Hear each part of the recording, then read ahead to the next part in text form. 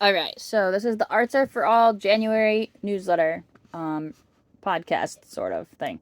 All right, so let this be the year we give ourselves grace. What a year 2022 was. I know it was very difficult. Many people thought it was a very difficult year. I think for many it was just a struggle to realize that we weren't going to snap back from the pandemic and that the world was forever changed. I know many friends and loved ones experienced loss this year as well, and my heart goes out to you if this past year was filled with loss for you as well. This might feel like a brand new beginning this new year, or it might feel like more of the same. But either way, I think perhaps this is the year we should give ourselves grace. Perhaps it's time to stop holding ourselves to the standard of perfection, to stop forcing what doesn't work, and to stop feeling pressure to constantly maintain excellence in every area of our lives. If this year feels like a brand new beginning to you, I think it could be important to recognize the things that cause you to struggle and work towards preventing those struggles in the future. If this feels like more of the same, perhaps you can change that by changing the standards to which you hold yourself to. With regards for piano, I think it's important to recognize that long term, the families who really learn the instrument are the ones who put in small to medium amounts of consistent work. It's not the families who start off spending hours at the piano, because those folks burn up and end up quitting. Instead, it's the folks who keep plugging away at lessons and practice and listening, who end up taking away not only a positive experience, but the skills to continue on as musicians throughout their lives. Mostly, giving yourself grace refers to the fact that you're not changing your behavior. You're changing your expectations. So for you, this might mean not battling guilt every single day you didn't practice or listen, but it also might mean letting your child be more relaxed during practice, chatting, playing a practice game, etc. I've been watching Criminal Minds during break, and I have noticed the banter between Derek Morgan and Penelope Garcia. For those of you who don't know, despite the fact that they have a very high-pressure job, these two characters routinely have side banter with almost every interaction. It made me wonder, could they have gotten more done if they didn't have this? Or is this something they need to function and perform as well as they do? I think for short periods of time, we can function at our maximum in a vacuum, hitting the gym every day, making time for friends, spending individual time with each child, making healthy meals, working, etc. However, without a release, or without giving ourselves the grace to do things imperfectly, we can't last. This past Saturday, I was delivering stockings and food to students. I also had a New Year's Eve party to attend later in the day. Due to circumstances somewhat within my control, the stores had really long lines, but I could have gotten up earlier. I ended up doing deliveries way later than I had told people, which I felt really bad about, and missing the starting point of the party, which I also felt really bad about. I was so frustrated and angry with myself. I was doubly mad. First, I was mad at missing part of the party, and secondly, I was mad at myself for not planning my day better. I let the anger stay with me even after I arrived at the party, before realizing that maybe I did the best I could, and it was time to let my frustrations go. How often do we hold ourselves to such a standard that we spoil experiences and events that could have been entirely positive? How much do our own standards affect our experiences? So for this year, maybe it's time we stop holding ourselves to standards of perfection. Maybe it's time we embrace the banter we have with a friend. Or maybe it's time we forgive ourselves for skipping piano practice or forgetting to turn on the CD. Let's give ourselves the grace we deserve. Next month, I'll have an article on giving grace to the children around us, but for this month, I wanted to focus on ways we could all give ourselves more grace. Piano parties. I will be offering extra lessons to students prior to big events. These lessons are for students who have attended their regular lessons and want extra time. They're not for students who have missed a bunch of lessons and want a lesson. This is just a reward for kids who are pretty regular, not perfect, pretty regular about having lessons. The first piano party, I'm calling it a piano party because there will be games as well as learning, will be February 4th. If this is something you're interested in, let me know. It will be first come, first serve. There's a lot of limited slots because I'm splitting the time between both studios. The Western New York Suzuki Festival will be February 10th to 12th. It will be a mostly free virtual event with many different classes, workshops, and contests to choose from.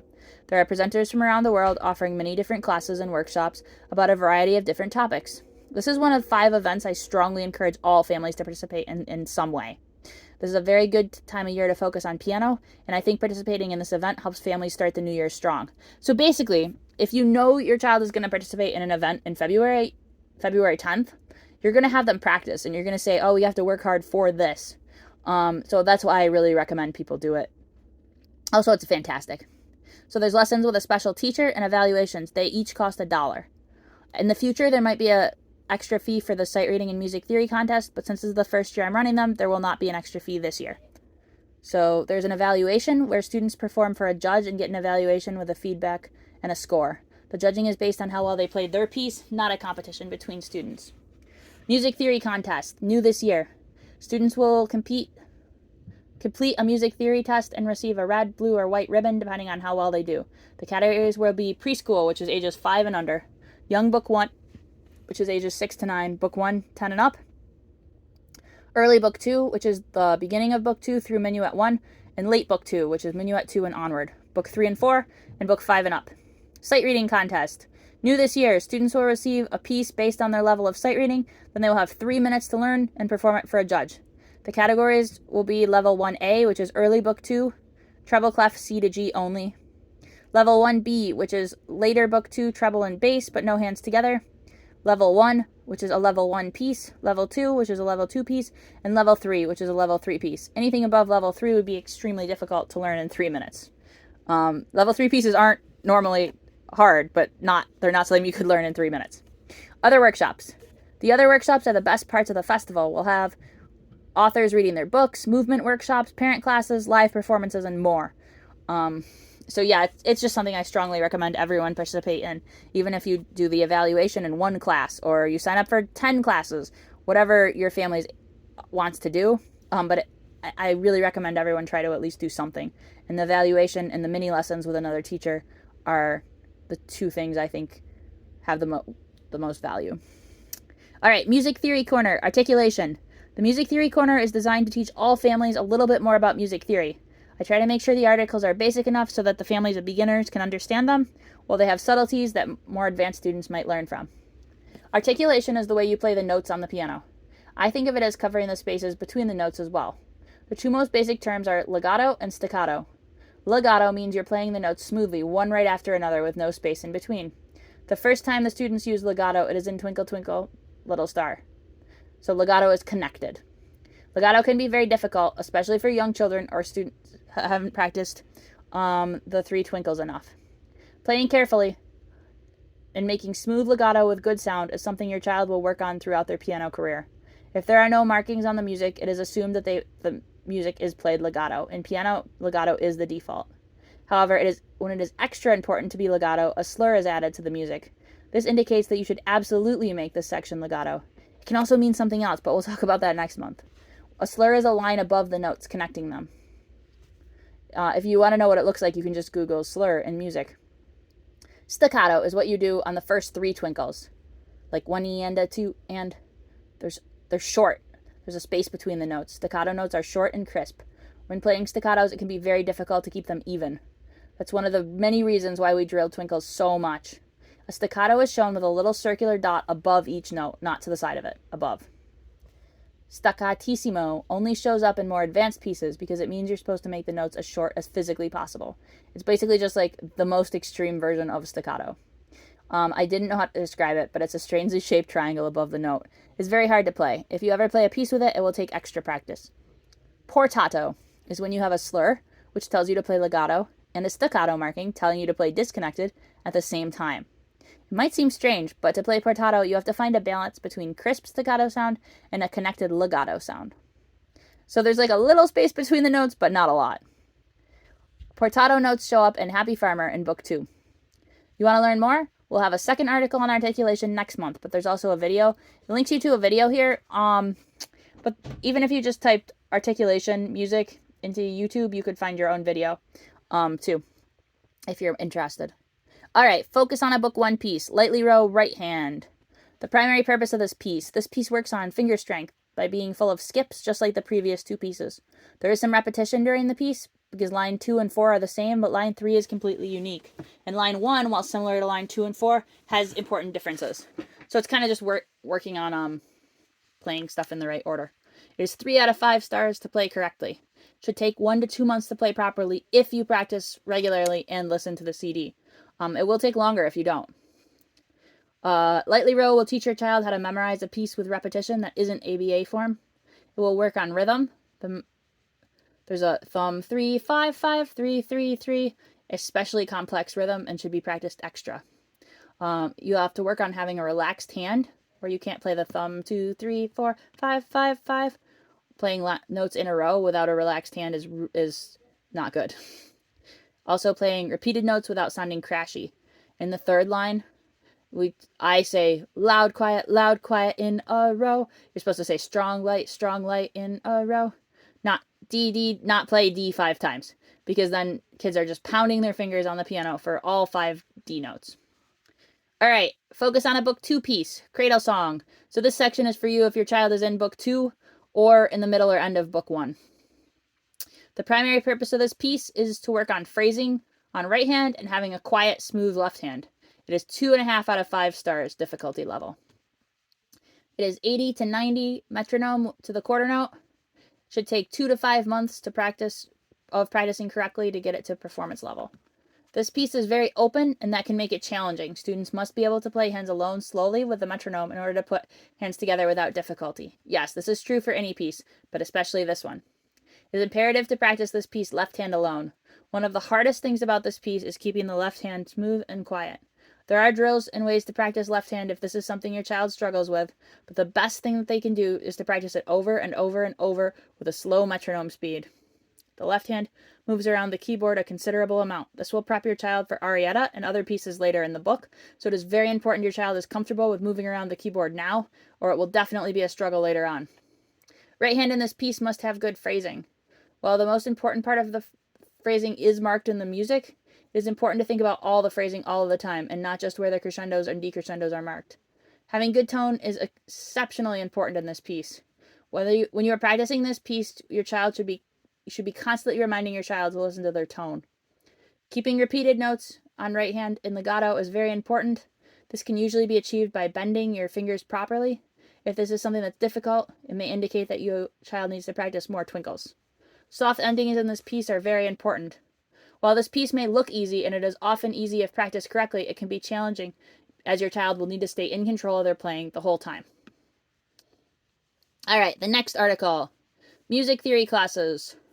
We had such a good time with the composition classes that I will be running music theory classes.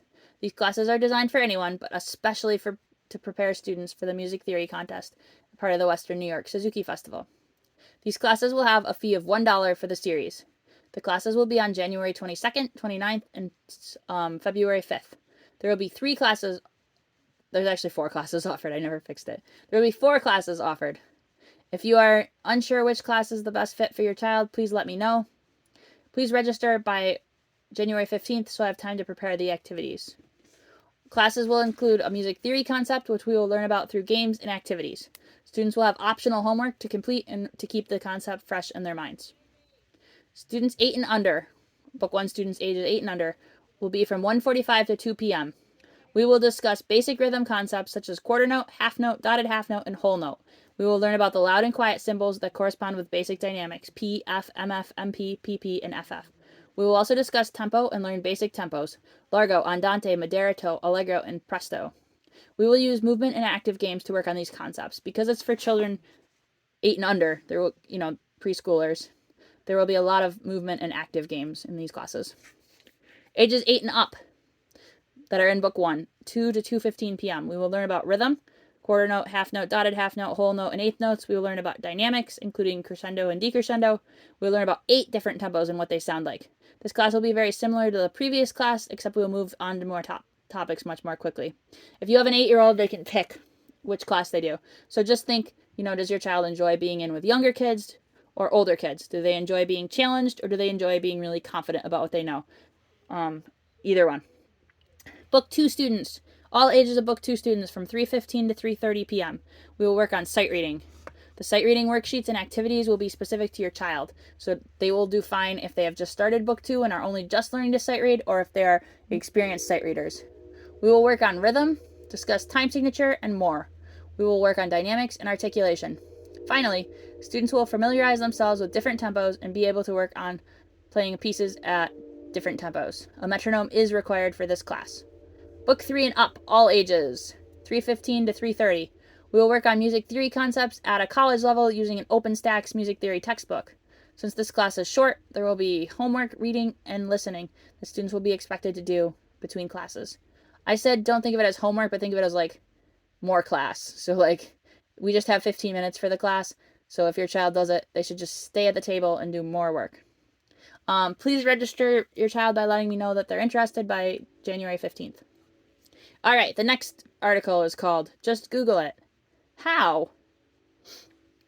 Being able to look up information online is still a relatively new thing.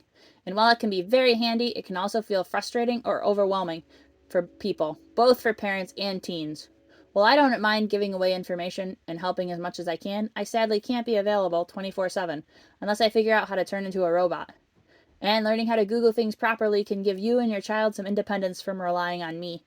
I hope this article will help you and your child feel more independent and more confident figuring out stuff on their own. Note, this doesn't mean I don't want questions. I just want you to have the tools to figure out information as well. These are tools that can last forever and help you even when your child is grown up and no longer takes lessons. Finding pieces on YouTube. So, if your child is learning a piece and can't remember it at all, or even if you're just not sure that they're playing it correctly, the best way to double check before your child's lesson is to look up a YouTube video. There's going to be an article below that talks more about it with Twinkles, but this article we're talking about all songs. There are 2 ways to find pieces on YouTube, through my channel or through YouTube in general. On my YouTube channel, to find a list of videos on my channel, search for Lift School of Music or my name, Laura Kelpie, and click on the icon that takes you to my homepage. There you will see tabs that say Home, Videos, etc. And at the way end, a little search bar. You simply click on that search bar, not the big one at the top of the page, and type in the video that you're looking for, such as Honeybee Right Hand or Twinkle C. If you can't find it, you may have to search YouTube for another piano teacher's video. I do not have a full collection of videos. On all of YouTube, at the big search bar in the top, you will need to put in what you are looking for, such as Honeybee Right Hand. I always put in extra information as well, like Honeybee Right Hand, Suzuki Piano, or Happy Farmer Left Hand, Suzuki Piano Book 2. This helps you find exactly what you're looking for. It is important to find a video of a teacher playing, not as a student, as your child could pick up bad habits. If you watch a video of another kid playing, they might be playing the song wrong, and then your kid would start playing the song wrong. If you use a channel to check frequently, check the teacher's technique and tone. So not even teachers are perfect. If you're using the same channel every single day and your child is hearing that teacher play a lot, make sure that they're good. Do they sound good to you? Is their wrist up? Are they sitting up straight? You don't want your child to be picking up bad habits. All right, finding fingering for scale. Students in Book 2 and above work on scales, and another area in which people struggle is finding the right fingering for these scales. I give families a fingering chart, but I totally understand that you lose stuff, and sometimes it's quicker to just Google it. You need to make sure you're putting in which hand it is, because the fingering is different for either hand. You also need to specify which scale, C, D, G, etc. And since we only use major scales, you'll likely need to add the word major. So if your child has just started scales, they are 1 octave long. So if your child is playing their very first scale and you forgot the fingering, you would search fingering, C major scale, right hand, 1 octave, piano. Then you could either click on the video, look at an image, or go to a website that explains scales. If your child is learning 2 octave scales, you would type that instead. If they were on left hand or both hands, you would type that. Looking up vocabulary from assignment sheets. Another area in which everyone struggles is remembering the huge amount of vocabulary required in learning music. Even with my monthly music theory articles, it's still hard to remember everything. While it is tempting to just ignore what you don't know, for example, if it says, work on phrasing on your child's sheet, and you can't remember what phrasing is, it can be super detrimental to practice incorrectly. But it can also feel embarrassing or frustrating to have to ask me what a word meant. Thankfully, there's another option. Just search the questionable vocab word and find your own answer.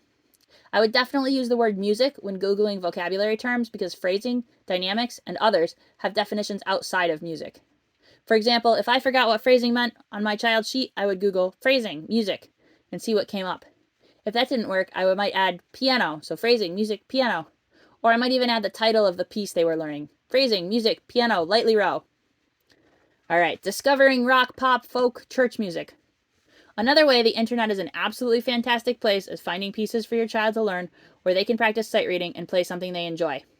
I strongly encourage all students in Book 2 and up to frequently look up or have a parent find extra pieces that they aren't required to learn. Even students in Book 1 can do extra pieces if they are patient and they know the note names.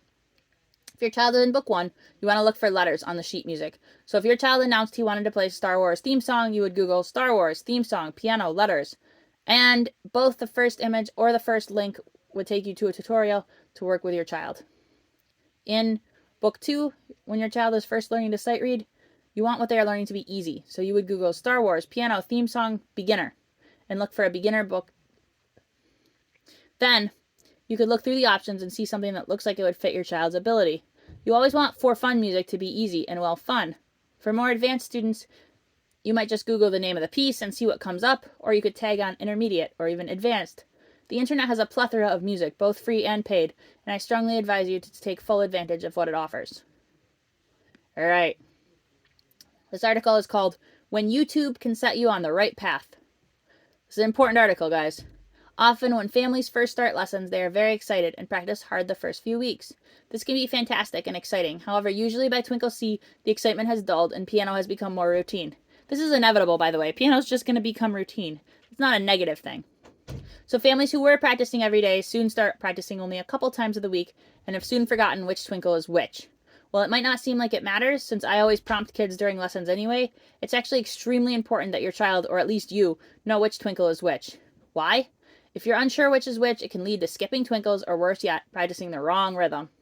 Each twinkle has been crafted for maximum impact in helping your child develop good technique, and skipping a twinkle consistently during practice can lead to holes in their learning. Likewise, practicing a twinkle wrong, even just slightly incorrectly or adding one extra note, can cause the twinkle to no longer be helpful, and may even cause harm by teaching bad rhythm, technique, or other habits. That's why it's so imperative that if you are unsure what a twinkle is, you double check it on YouTube. It will only take 30 seconds. It could make your practice from being detrimental to being helpful. My YouTube channel has a video called The Difference Between the Twinkles, which plays each twinkle one right after another so you can hear the difference in the rhythm. However, if you search Twinkle A, Suzuki Piano, or Twinkle B, Suzuki Piano, and listen to the first few seconds, you can confirm the rhythm. If you're reading this and you're embarrassed because you're realizing this is something you struggle with, it's not too late. Just start using YouTube during your practices and fix all the twinkle rhythms. No big deal. The other time I notice this happens is when students are preparing for their Book 1 recital and they mix up their left-hand songs. It's just as important then to make sure you're practicing the correct piece. So make sure you just Google that in the same way. For example, Allegretto 1, left hand, Suzuki Piano. Just double check that you're practicing correctly. December listening contest. If your child completed the December listening contest, please text me a photo of their completed coloring by the January 3rd. I know some of you guys started out strong. If you did finish, please send it to me so your child can get their prize. Little people lessons. I miss teaching little people. If you know of any children ages 1 to 4 who are interested in lessons, be sure to let them know about the program. Lessons for students that age can work as long as the parent is willing to sit and practice with them daily or almost daily for about 5 minutes a day. Lessons sometimes are a little bit messy for kids that age, but it doesn't matter how their lessons are. If they're practicing consistently, they'll still learn stuff. I've had 2-year-olds be able to play twinkles if the parent practices with them. All right. New Year reminders.